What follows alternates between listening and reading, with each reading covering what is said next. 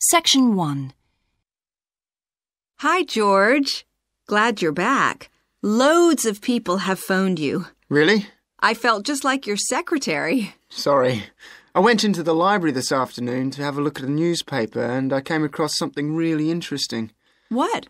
A book? No, a brochure from a summer festival, mainly Spanish music. Look, I've got it here. Spanish music? I really love the guitar. Let's have a look. So what's this group, Guittarini? They're really good. They had a video with all the highlights of the festival at a stand in the lobby to the library, so I heard them. They play fantastic instruments, drums and flutes and old kinds of guitars. I've never heard anything like it before. Sounds great. OK, shall we go then? Spoil ourselves? Yes, let's. The only problem is there aren't any cheap seats. It's all one price. Well, in that case, we could sit right at the front. We'd have a really good view. Yeah, though I think that if you sit at the back, you can actually hear the whole thing better. Yes. Anyway, we can decide when we get there. So will you fill in the form, or shall I? I'll do it. Name, George O'Neill. Address, 48 North Avenue, Westsea. Do you remember our new postcode? Still can't remember it. Just a minute. I've got it written down here. WS6 2YH. Do you need the phone too? Please. I'm really bad at numbers. 01674 553 242. So let's book 2 tickets for Guittarini. OK. If you're sure $7.50 each is all right. How do you feel about the singer? I haven't quite decided. But I've noticed something on the booking form that might just persuade me. What's that then? Free refreshments. Really? Yes, look here. Sunday, 17th of June. Singer. Ticket, £6, includes drinks in the garden. Sounds like a bargain to me. Yes. Let's book 2 tickets for that. So, what else? I'm feeling quite keen now. How about the pianist on the 22nd of June? Anna Ventura? I've just remembered that's my evening class night. That's okay. I'll just have to go on my own. But we can go to the Spanish dance and guitar concert together, can't we? Yes, I'm sure Tom and Kieran would enjoy that too. Good heavens, £10.50 a ticket. I can see we're going to have to go without food for the rest of the week. We'll need to book 4. Wish we were students. Look, children, students, and senior citizens get a 50% discount on everything. If only. Section 2. Hello, and thank you for asking me to your teachers' meeting to talk about the Dinosaur Museum and to tell you a bit about what you can do with your students there. Well, let me give you some of the basic information first. In regard to opening hours, we're open every day of the week from 9 a.m. to 8 p.m. except on Mondays, when we close at 1:30 p.m. And in fact, the only day in the year when we're closed is on the 25th of December. You can book a guided tour for your school group any time that we're open. If you bring a school group to the museum, when you arrive, we ask you to remain with your group in the car park. One or more of the tour guides will welcome you there and brief you about what the tour will be about. We do this there because our entrance is quite small and we really haven't got much room for briefing groups in the exhibition area. As far as the amount of time you'll need goes, if you bring a school group, you should plan on allowing a minimum of 90 minutes for the visit. This allows 15 minutes to get on and off the coach, 45 minutes for the guided tour, and 30 minutes for after-tour activities. If you're going to have lunch at the museum, you will of course have to allow more time. There are 2 cafes in the museum with seating for 80 people. If you want to eat there, you'll need to reserve some seating, as they can get quite crowded at lunchtime. Then, outside the museum at the back, there are tables, and students can bring their own lunch and eat it there in the open air. When the students come into the museum foyer, we ask them to check in their backpacks with their books, lunchboxes, etc. at the cloakroom before they enter the museum proper. I'm afraid in the past we have had a few things gone missing after school visits, so this is a strict rule. Also, some of the exhibits are fragile and we don't want them to be accidentally knocked. But we do provide school students with handouts with questions and quizzes on them. There's so much that students can learn in the museum, and it's fun for them to have something to do. Of course, they'll need to bring something to write with for these. We do allow students to take photographs. For students who are doing projects, it's useful to make some kind of visual record of what they see that they can add to their reports. And finally, they should not bring anything to eat into the museum, or drinks of any kind. There are also a few things that students can do after the tour. In the theaterette on the ground floor, there are continuous screenings of short documentaries about dinosaurs which they can see at any time. We used to have an activity room with more interactive things like making models of dinosaurs and drawing and painting pictures, even hunting for dinosaur eggs. But unfortunately, the room was damaged in a bad storm recently when water came in the roof, so that's closed at the moment. But we do have an IT centre where students have access to CD-ROMs with a range of dinosaur games. These games are a lot of fun, but they also teach the students about the lives of dinosaurs, how they found food, protected their habitat, survived threats, that kind of thing. And I think that's all I have to tell you. Please feel free to ask any questions if you would like to know anything else about. Section 3. Right, Sandra. You wanted to see me to get some feedback on your group's proposal, the one you're submitting for the Geography Society field trip competition. Uh-huh. I've had a look through your proposal, and I think it's a really good choice. Oh. In fact, I only have a few things to say about it, but even in an outline document like this, you really have to be careful to avoid typos and problems with layout in the proposal, and even in the contents page. So read it through carefully before submitting it, okay? Will do. And I've made a few notes on the proposal about things which could have been better sequenced. Okay. As for the writing itself, I've annotated the proposal as and where I thought it could be improved. Generally speaking, I feel you've often used complex structures and long sentences for the sake of it, and as a consequence, although your paragraphing and inclusion of subheadings help, it's quite hard to follow your train of thought at times. Oh. So, cut them down a bit, can you? Really? Yes, and don't forget simple formatting like numbering. Didn't I use page numbers? I didn't mean that. Look, you've remembered to include headers and footers, which is good, but listing ideas clearly is important.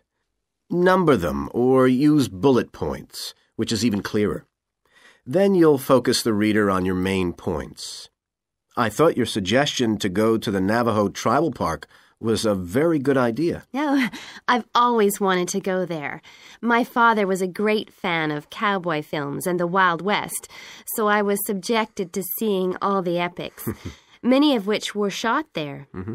As a consequence, it feels very familiar to me, and it's awesome, both geographically and visually. So it's somewhere I've always wanted to visit.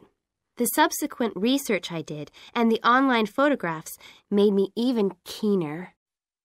Interesting. Right, let's look at the content of your proposal now. Did you find it comprehensive enough? Well, yes and no. You've listed several different topics on your contents page, but I'm not sure they're all relevant. No? Well, I thought that from the perspective of a field trip, one thing I needed to focus on was the sandstone plateau and cliffs themselves. The way they tower up from the flat landscape is just amazing. The fact that the surrounding softer rocks were eroded by wind and rain, leaving these huge outcrops high above the plain. It's hardly surprising that tourists flock to see the area. Well, yes, I'd agree with including those points. And then the fact that it's been home to Native American Navajos and all the social history that goes with that. The hardships they endured trying to save their territory from the invading settlers. Their culture is so rich. All those wonderful stories. Well, I agree it's interesting, but it's not immediately relevant to your proposal, Sandra. So, at this stage, I suggest you focus on other considerations. I think an indication of what the students on the trip could actually do when they get there should be far more central, so that certainly needs to be included and to be expanded upon. And I'd like to see something about the local wildlife and vegetation, too. Not that I imagine there's much to see. Presumably the tourist invasion hasn't helped. Okay, I'll do some work on those two areas as well. But you're right, there's not much apart from some very shallow-rooted species. Although it's cold and snowy there in the winter, the earth is baked so hard in the summer sun that rainwater can't penetrate. So it's a case of flood or drought, really. So I understand. Now, before we look at everything in more detail, I've got a few factual questions for you. It would be a good idea to include the answers in your finished proposal, because they're missing from your draft. Fine. So you mentioned the monoliths and the spires, which was good. But what area does the tribal park cover? Do you know? 12,000 hectares. And the plain is at about 5,850 meters above sea level. Larger than I expected. Okay, where's the nearest accommodation? That's a practical detail that you haven't included. Have you done any research on that? Yes. There's nowhere to stay in the park itself, but there's an old trading post called Goulding quite near. All kinds of tours start from Goulding, too. What kind of tours? Well, the most popular are in four-wheel drive Jeeps, but I wouldn't recommend hiring those. I think the best way to appreciate the area would be to hire horses instead and trek around on those. Biking is not allowed, and it's impossible to drive around the area in private vehicles. The tracks are too rough. Okay. Lastly, what else is worth visiting there? There are several caves, but I haven't looked into any details. I'll find out about them. Okay, good. Now what I'd like to know is more about... Section 4. So, welcome to your introductory geography lecture. We'll begin with some basics. Firstly, what do we learn by studying geography? Well, we learn a great deal about all the processes that have affected and that continue to affect the Earth's surface. But we learn far more than that, because studying geography also informs us about the different kinds of relationships that develop between a particular environment and the people that live there. Okay, we like to think of geography as having two main branches. There's the study of the nature of our planet, its physical features, what it actually looks like, and then there's the study of the ways in which we choose to live and of the impact of those on our planet. Our current use of carbon fuels is a good example of that. But there are more specific study areas to consider too, and we'll be looking at each of these in turn throughout the semester. These include biophysical geography, by which I mean the study of the natural environment and all its living things. Then there's topography. That looks at the shapes of the land and oceans. There's the study of political geography and social geography too, of course, which is the study of communities of people. We have economic geography, in which we examine all kinds of resources and their use, agriculture, for example. Next comes historical geography, the understanding of how people and their environments and the ways they interact have changed over a period of time. And urban geography, an aspect I'm particularly interested in, which takes as its focus the location of cities, the services that those cities provide, and migration of people to and from such cities. And lastly, we have cartography. That's the art and science of map making. You'll be doing a lot of that. So, to summarise before we continue, we now have our key answer. Studying this subject is important because without geographical knowledge, we would know very little about our surroundings and we wouldn't be able to identify all the problems that relate to them. So, by definition, we wouldn't be in an informed position to work out how to solve any of them.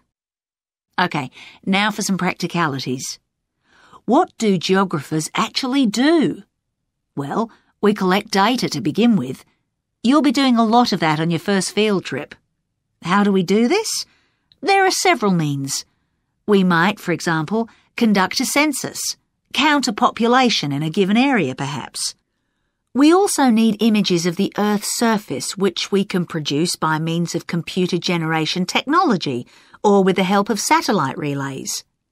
We've come a very long way from the early exploration of the world by sailing ships when geographers only had pens and paper at their disposal. After we've gathered our information, we must analyse it.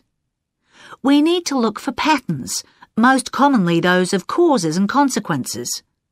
This kind of information helps us to predict and resolve problems that could affect the world we live in. But we don't keep all this information confidential. We then need to publish our findings so that other people can access it and be informed by it. And one way in which this information can be published is in the form of maps. You'll all have used one at some stage of your life already. Let's consider the benefits of maps from a geographer's perspective. Maps can be folded and put in a pocket and can provide a great store of reference when they're collected into an atlas. They can depict the physical features of the entire planet if necessary, or just a small part of it in much greater detail. But there is a drawback. You can't exactly replicate something that is three-dimensional, like our planet, on a flat piece of paper, because paper has only 2 dimensions. And that means there'll always be a certain degree of distortion on a map. It can't be avoided. We can also use aerial photographs, pictures taken by cameras at high altitude above the Earth. These are great for showing all kinds of geographical features that are not easy to see from the ground. You can easily illustrate areas of diseased trees or how much traffic is on the roads at a given time, or information about deep seabeds, for example. Then there are Landsats. These are satellites that circle the Earth and transmit visual information to computers at receiving stations. They circle the Earth several times a day and can provide a massive information. You'll all be familiar with the information they give us about the weather, for example. So, what we're going to do now is look at a short presentation in which you'll see all these tools.